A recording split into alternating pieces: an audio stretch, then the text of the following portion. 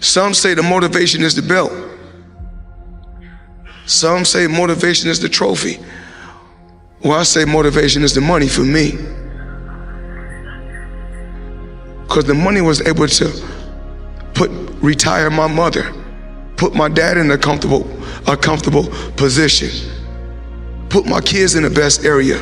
I come from a rough background. I come from a rough area. Because if you think small, small things happen. I always dream big. I always believe. I believe in my team. I believe in these fighters. I mean, everything you got on costs money.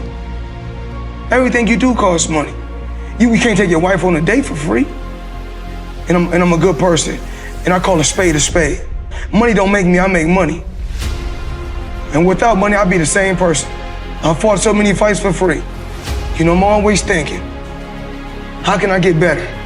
How can our company grow? How can I continue to teach people around me how to fish? And I don't want to fish for them. We teach you how to become entrepreneurs. And if we can't, we want you to be the best that you can be if you're up under the banner.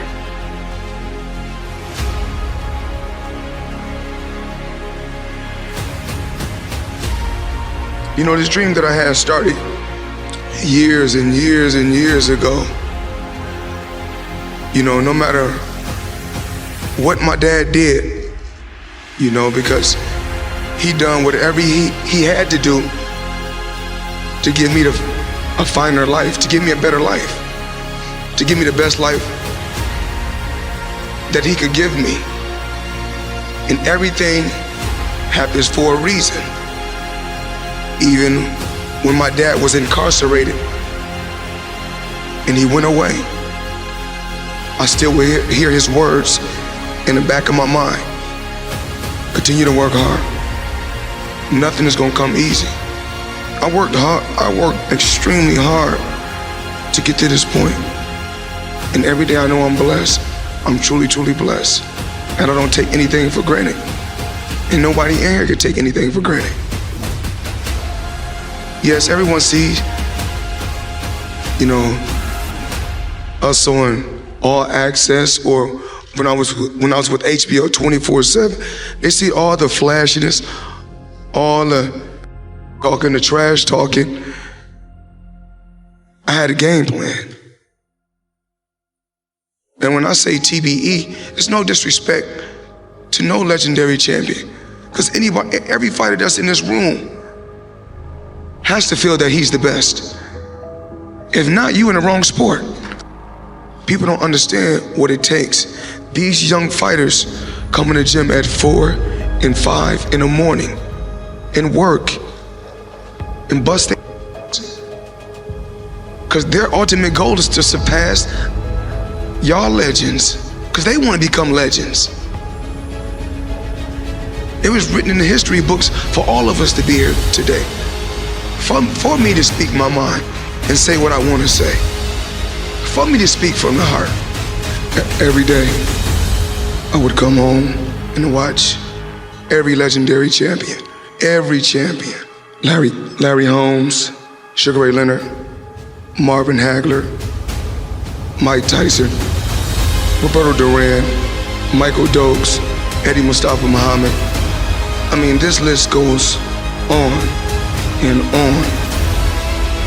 And I always wanted to, you know, it wasn't one fighter I wanted to be like. Some days I wanted to fight like Leonard.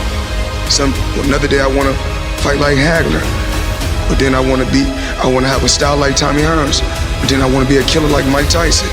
And then when I took all those different champions, Chavez and Roberto Duran and all these different champions and all these different guys, I said I'm gonna take a little bit from every one of them and put it all in one box and shake it up and see what we come up with. And being a champion, I think that even though I transcended and changed the sport of boxing, but being a champion is not just receiving a lot of money or receiving a belt, because I did it thousands of times for free before I got to this point. I didn't just want to be a fighter. I wanted to learn the business so I can have my own business, so I can have my stable of fighters.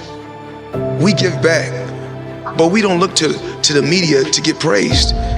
As long as God know we doing a good deed, because when I go do deeds and I don't glorify it to everyone else, I get blessed when I get in that square circle. That's why I keep winning. And that's what I have to tell every fighter. All you champions, because you don't have to have a belt to be a champion in my eyes. To get something, you have to sacrifice something. And what I did, I put everything aside. My whole life, boxing has always been first. I never focus on anything but the guy that's in front of me. Because when it comes down to it, I always said this for many, many years, the fans cannot fight for you. And one thing I know I can do, I can fight.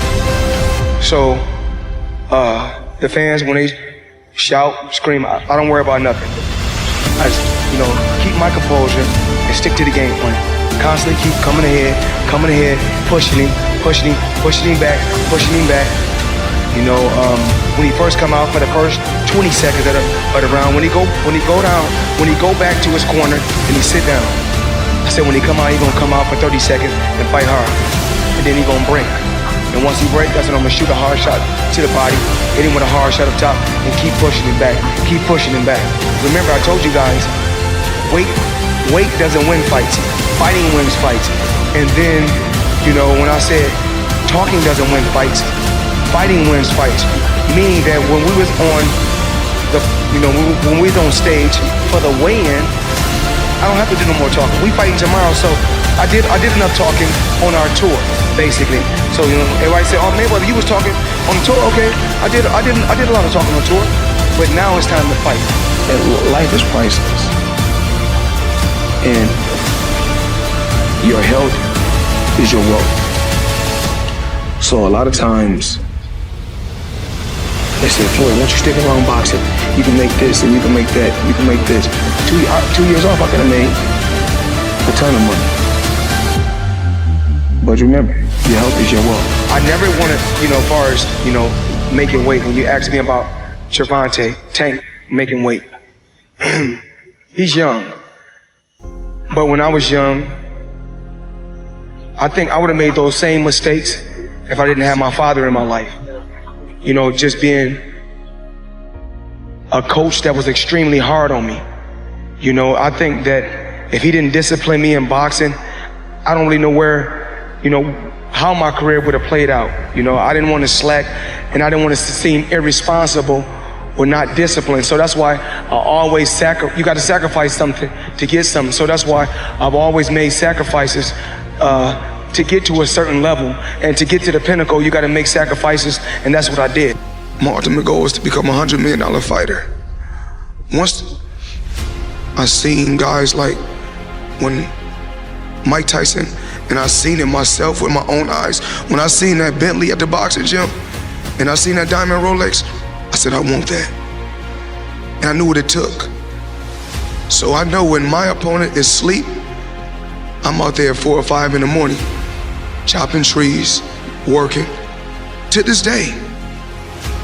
Because I can retire today. I'm well off, very comfortable. But I got the will to win.